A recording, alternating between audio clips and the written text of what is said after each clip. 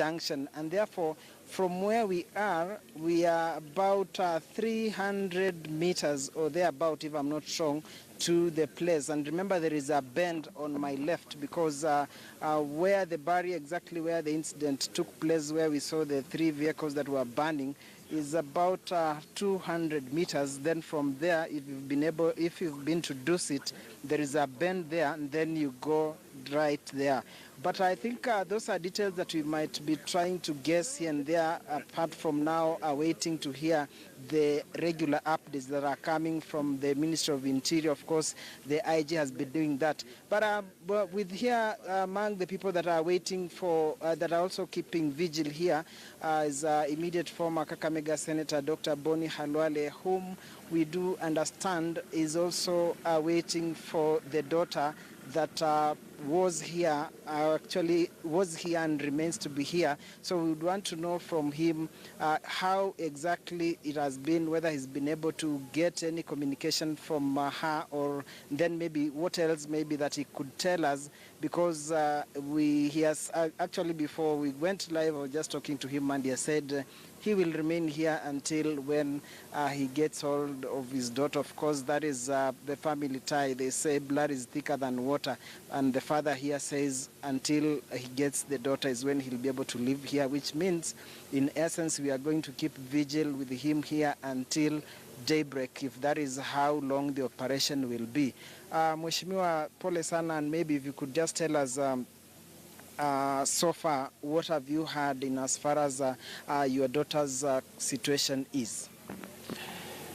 She called me immediately. The first gunshot was fired here, and I was at Jomo Kenyatta International Airport. So I drove across. So from that time to now, I'm here. I'm glad that I'm not alone. I am also with other Kenyans who are their families here, like my age mate here, who is a lecturer at the University of Nairobi. He's here. His son is also in there, just like my daughter. I've been joined by my son, who works here in Nairobi. So we are very strong. The reason why I'm taking courage to speak on this television is not because we are looking for airtime. We just want to tell the terrorists that if their intention was to make us feel pain, if their intention was to make us cry, we are not going to cry. We cannot surrender our country to terrorists. I recall when the same thing happened on 9/11 in the United States of America. President Bush, the first thing he ordered was that the Metropole should start operating, because the bomb attack had paralyzed transport in New York. So we are here to stand with the rest of fellow parents to tell terrorists that we are very strong, we are not going to cry. I'm so proud of the police.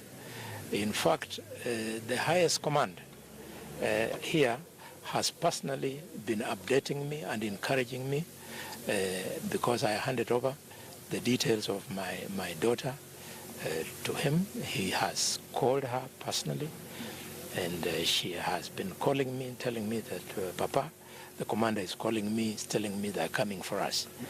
The only painful thing is that she keeps on telling now the shooting is coming closer and closer.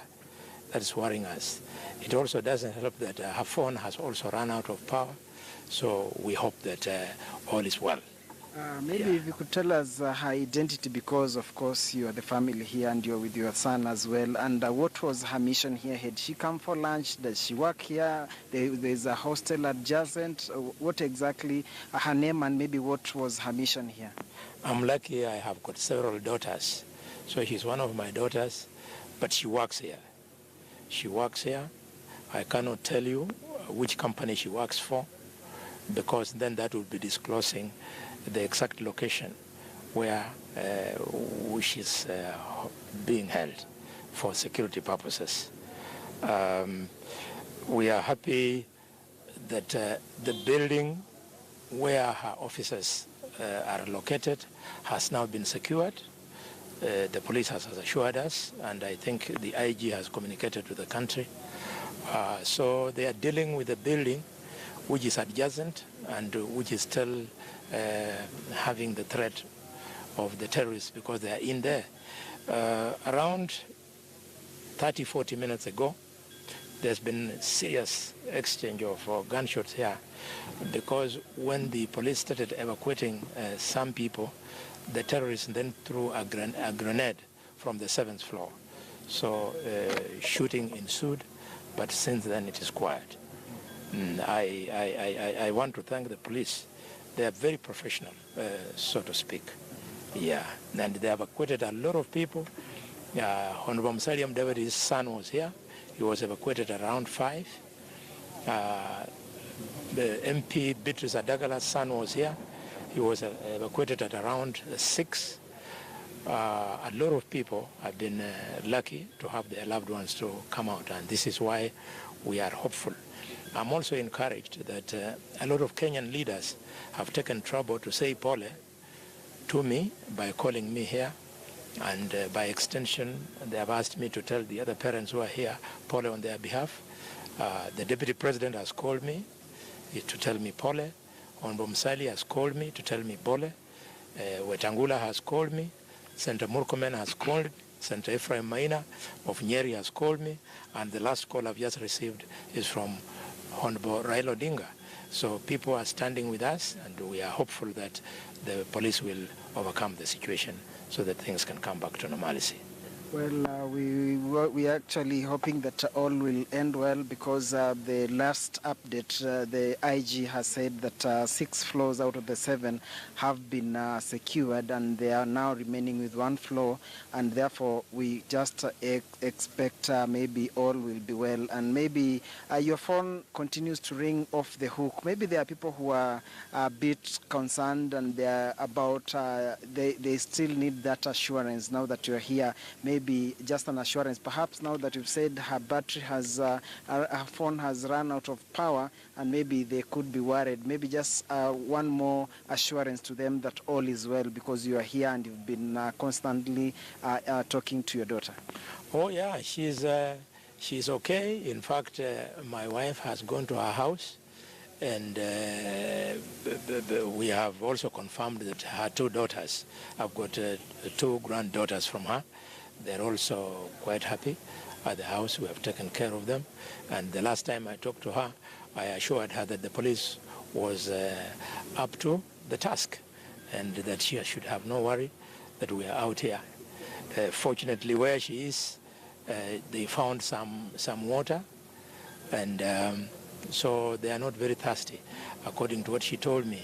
I'm also aware that the people I know, I've also talked to them. A professor of the University of Nairobi is trapped in there. I can't say his name because the family has not authorized me. Also, an old friend of mine, old schoolmate, who works as a senior officer in one of the government institutions here, is also trapped in there. I've talked to him. They are okay. Well, I think I'll still be getting back to you, but now that you've introduced another parent and who also has a child trapped in there, maybe it will only be fair if we also engage him. Maybe if you could just tell us your name and tell us what was the last time you got in touch. Is it your son? Is it your daughter who is in there? Thank you so much. I'm Mwalimu Jenga, and this is a very tricky moment for us as families affected, but we're thanking God because he's in control. My son is stuck inside. We've been in communication for the last couple of hours, but for the last almost 1 hour we will not be able to communicate because he says the battery has gone off. Allow me to begin by thanking the police, the St. John's ambulance and the others for actually stepping in very fast to secure the affected people. And to the rest of the family members, I want to assure you that there is no cause for alarm. Our son Martin is safe where he is. And I want to thank all those members of the family, my friends, my colleagues all over the country who have been making calls even outside the country. Please rest assured God is in control, and that in a few maybe hours the rescue team will get narrowed down to where our daughters and sons are, and all will be well. A quick one to thank the government, because we have seen a lot of concerted effort because of the way they are concerned. I think the Westgate attack taught us a lesson, and I'm sure this time we have seen a high level of alertness. Otherwise, there's not too much we can do, but just keep on praying. I want to assure you that all is well. Yes. Well, there you have it, Ben and Michelle. Of course, those two fathers who are here, and they are saying, at least assuring their family members that their kin who are in there, they are safe and sound. They were communicating to them up until when their phones ran out of power. Of course, just giving an assurance. And of course, from what we've, some of the information that we've been able to get from Senator Boni Khalwale is that Musalia Mudavadi's son was also here. But lucky for him, for the Mudavadis, the son was able to be rescued around 5. And then the son to Dagala, the woman rep, has also been rescued. But he's been in touch with the daughter. The daughter is safe, and the wing where she says they are in has been cordoned off and secured. Therefore, it is just a matter of time. Of course, Mwalimu Njenga equally are saying the same when he last got in touch with his son before his phone also ran out of power. Remember that it has been a long day, and as they've said, their phones are ringing off the hook. Therefore, it could be the same situation for those who are trapped in there, and therefore you'd understand why maybe with the time those who are in there, their phones, they will not be available. You cannot reach them because everybody who knows who was in there, they are trying to make calls just to find out exactly what is happening. And from what we've just been engaging the two elders is that definitely this being the Black Tuesday, it is going to be a long night, because by the time the operation is completed, given that it's under the cover of darkness, for security reasons, it might not be easier to allow whoever will have been rescued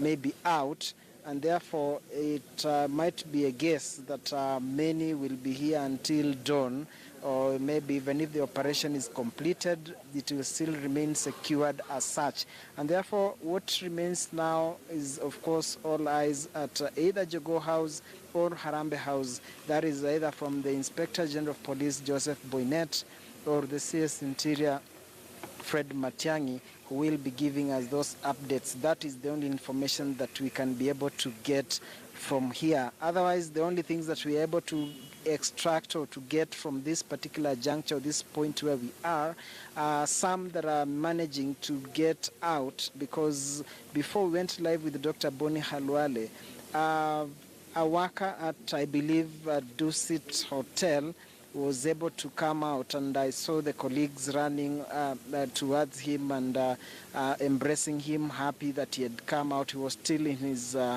attire in the kitchen as he was preparing, because it was lunchtime, and therefore it means that there are those that are still coming out. However, just in front of me in the compound where we have the hostel, there is a tent that has been put there where Red Cross and other rescuers actually have put up a tent, I think for information collection or even the counseling sessions that are taking place. So we are not sure whether those ones that are coming to join the crowd are ones that have been released or have been able to make their way out of the complex, or it's those that after they've been given the necessary support, their documentation or their details taken down, now they've been released. That is what we are yet to establish, because it is under the cover of darkness and the movement is a bit minimal, unlike daytime where you are able to see, find wide exactly what is happening. Therefore, it is also becoming a bit